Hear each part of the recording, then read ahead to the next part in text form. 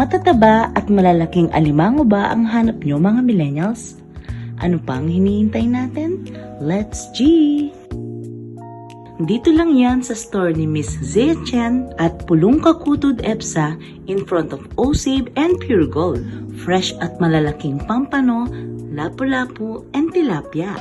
Meron din silang malalaking bangus and swahe. Since hindi na namin naabutan ang kanilang mga sugpo, sayang diba? Pero may next time pa naman mga millennials. Nagtitinda rin nga pala sila ng crab paste, bagay itong ihalo sa inyong seafood or pampasalubong or sa kanin. Guys, 1 kilo ng ganito kabigat na crab, worth 2,000. Fresh na fresh guys, oh. Gumagalaw yan guys, oh. Ayan, yan. Wow! So, sa mga seafood lover, come and visit na dito guys. Dito lang yan sa EPSA, tapat mismo ng Osave and Pure Gold. Paano malalaman kung babae yung crab? Malapad. Saan? Malakot eh. Yan lang, ganyan. Malapad.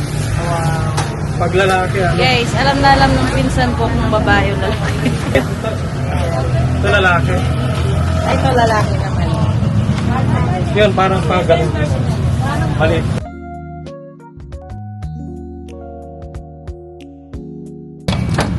Ah, yung lalaki ganyan siya.